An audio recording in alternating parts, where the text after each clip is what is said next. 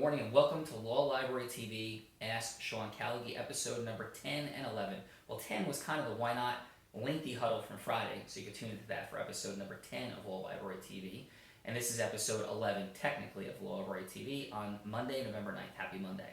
I want a huge thank you and shout out to the Callagy Law Lit team for being in the office till 3 a.m. plus on Friday night into Saturday morning.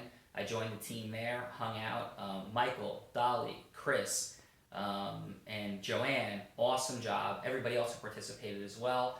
Got that job done. We're going to go win that thing because truth and justice will prevail in that situation. Got to believe in a huge way. Thank you guys very much. Today, let's talk a little bit about this. If you're involved in a litigation process or a transactional process or anything to do with the law potentially or your business, you got to have a plan. And we hear those words very frequently, but I don't know that most people have a plan. One of the huge complaints that I hear from clients that have worked with other attorneys, and something that they'll say very appreciatively when we have a discussion, is you guys always answer my question. And if the answer you need to be getting when you're involved in a legal process or even a business process with an outside consultant is like, what are we doing here? What's the plan? And a lot of times folks with advice could be very nervous about giving you their opinion. Because if you get an opinion, then they can be held to that opinion. But that's what you're paying people for. And now it's completely appropriate to get an answer saying, I don't know what's actually going to happen.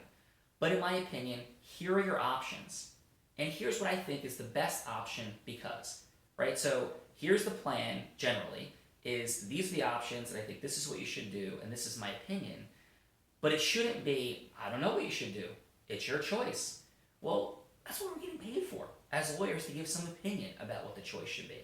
Now, you also can't hold the attorney to an absolute standard of knowing exactly what should be the right choice in every situation because there are many unknowns. There's an unknown what judges are going to do. There's an unknown what a jury is going to do.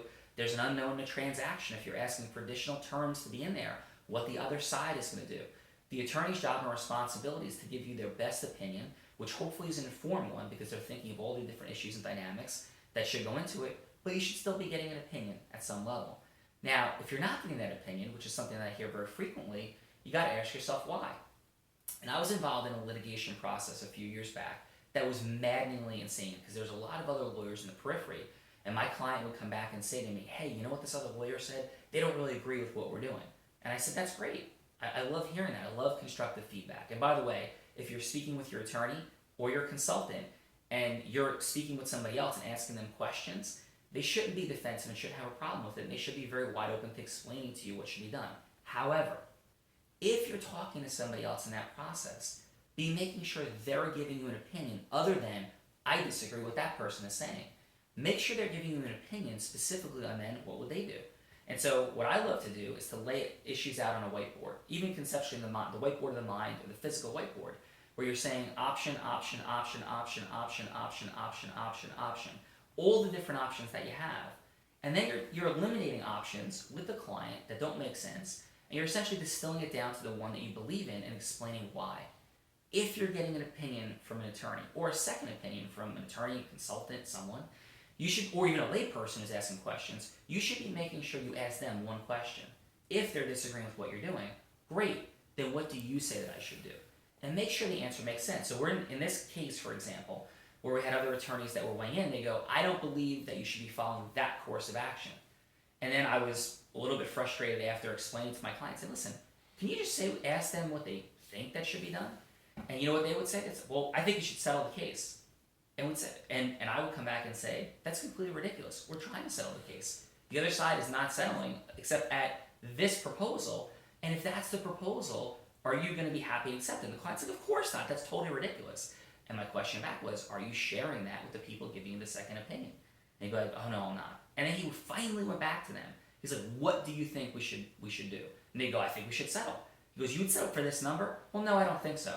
And he said, so what do you think we should do? I just disagree with what you're doing. I think you should settle. But you just said that we shouldn't settle for that number. I don't want that number, and you agree. And I'm like, well, I guess that I'm really not that sure. And that's crazy. So be making sure you're getting real answers, whether it's a first opinion, a second opinion, a third opinion, whether it's somebody on the outside as a layperson who's giving you advice, or it's your direct attorney. You should be getting the whiteboard options. You should be getting some level of plan and hearing what the attorney thinks you should actually do, the person giving the second opinion thinks you should do. And you are ultimately responsible for the outcome of your transaction, your business, your case. It's up to you. Take responsibility for it, but get the right type of advice from the outside where they're giving you real opinions with the reasoning underneath that makes sense. And if it doesn't make sense to you, ask more questions. If you sense that they're being defensive, they don't have answers, it means that they don't have answers or they haven't thought about it thoroughly enough, and maybe you're in the wrong hands. Get someone who's going to give you an opinion. Get somebody who's going to give you the right advice and walk you through it and explain to it in an empathetic, caring, understanding way what you should do. I'm Sean Callagy, Ask Sean Callagy. Please share this if you think there's value to it. If you're a business owner, if you're a layperson who needs an attorney, or if you're an attorney, think about these issues, ask questions, post comments on Facebook, subscribe on YouTube. Have an awesome Monday, November 9th. Thanks.